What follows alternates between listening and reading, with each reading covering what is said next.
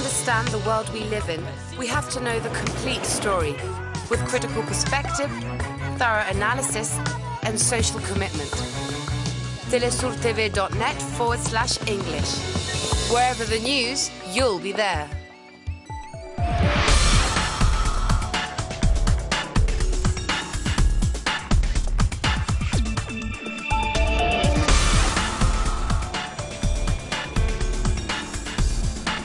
For Telesur, I'm Cody Weddle in Caracas. The bloodshed in Gaza continues today with some of the deadliest shelling yet from the Israeli army.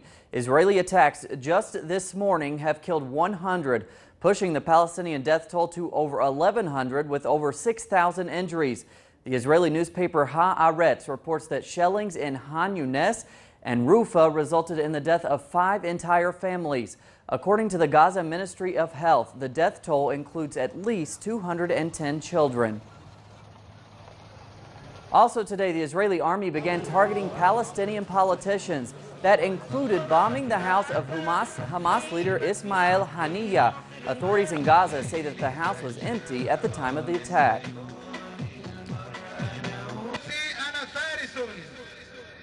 And breaking news just as we come on the air, the Chilean government is recalling its ambassador in Tel Aviv, Jorge Montero, for consultation. In a release issued just minutes ago, Chile reaffirmed its support for a ceasefire and lamented what it considered as collective punishment on Palestinians in Gaza. Moving on, today the Common Market of the South, or Mercosur, continues its meeting here in Caracas.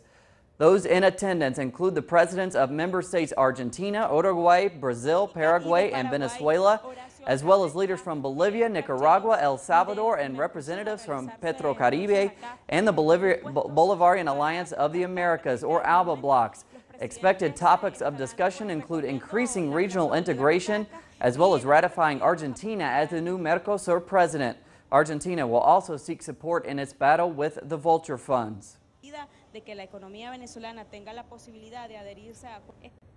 Ecuador has seen poverty reduced by 50% and has reached 8 of its 12 Millennium Goals for development. That's according to a new UN report. The achievements include eradicating extreme poverty and hunger, universal primary education, gender equality, reducing child mortality, increasing childhood school enrollment, universal access to safe drinking water and services, the elimination of gender discrimination at all education levels, and the control of AIDS and other viruses. Under President Rafael Correa, Ecuador has invested heavily in social programs. According to similar reports, Brazil has also seen improvements. There, poverty has reduced by 22.5% in the past 6 years.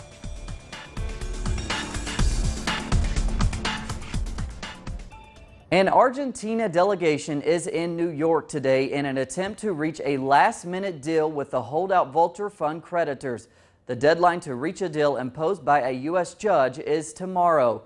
On June 16th, U.S. federal judge Thomas Griesa ruled that Argentina must repay $1.3 billion to creditors who refused to renegotiate debt bonds with the Argentine government in 2005 and 2010. Cabinet Chief Jorge Capitanich reiterated Argentina's position that they are making good on their debts, but won't agree to an unjust settlement. Some of those vulture funds stand to make a profit of up to 1,600%.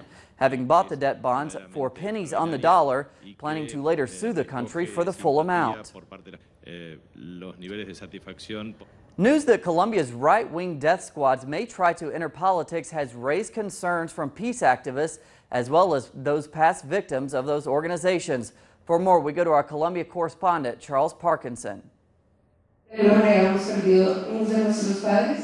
For victims of Colombia's internal conflict, the news that former paramilitaries may launch a political party has been received with dismay. Following official demobilisation in 2006, former combatants this year began to be released from prison after 8-year sentences. Alejandra Gaviria is one of many victims of the conflict, and she believes the former rebels should not be allowed to become members of Congress. They still have a lot to tell us victims, and I would ask that they tell us their strategies and structures and exactly who has benefited from their paramilitary activities before they participate in politics.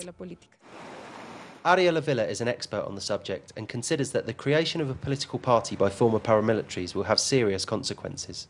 The violent ultra-right would have a party and a representation in Congress, but a marginal one. Secondly, and probably the most complicated, is that many sectors of the left, victims organizations or social organizations, will feel betrayed by the Colombian justice system, given they have not made up for their crimes or guaranteed they will not commit further offenses. And the third is we would have ranchers, palm oil farmers, supporting this political party, essentially those who have remained in control of the land they stole from peasants. The UN estimates Colombia's paramilitaries have been responsible for approximately 80% of deaths during the conflict, as well as the vast majority of other human rights abuses. It's a prominent issue as the government and Revolutionary Armed Forces of Colombia currently discuss victims as part of the peace talks. So while they may be central to the ongoing peace talks in Havana, Colombia's victims have to face up to the fact that their worst aggressors could soon be sitting in Congress, having never fully atoned for their crimes. This is Charles Parkinson for Telesur English in Bogotá, Colombia. The South African National Metal Workers Union, NUMSA, has ended its 4-week strike after a 10% salary increase offer for its workers. The 338,000-member union, South Africa's largest, confirmed that members had approved the agreement and that its leadership would sign a new collective agreement today. NUMSA called the agreement a massive victory, and its metal worker members returned to work despite criticism of the deal from business sectors. Minimum wage in the U.S. hasn't seen an increase for the last 5 years. This despite analysis by the Center for Economics and Policy Research showing an increase would benefit the U.S. economy. Minimum wage remains stalled at $7.25 per hour, but when taking into account inflation, its value has plummeted 10%. In April, the Senate discussed raising salaries to just over $10, a move that would have benefited 30 million people. Republicans blocked the increase. That despite polls showing 70% of those in the U.S. are in favor of raising the minimum wage. And on to sports. A Los Angeles judge okayed the sale of the LA Clippers despite the objections of its owner. The ruling allows former Microsoft executive Steve Ballmer to buy the team for $2 billion. Donald Sterling, owner of the Clippers for 33 years, contested the sale. The deal was brokered by Sterling's ex-wife. In April, Sterling was banned from the NBA for life and fined more than $2.5 million after audio surfaced revealing Sterling asking his girlfriend not to bring black friends to Clippers games. The entire Clippers team threatened to boycott the season if Sterling remained as the owner. Around the 13th of August. More on those stories and others at our website, telesurtv.net/English. For Telesur English, I'm Cody Weddle.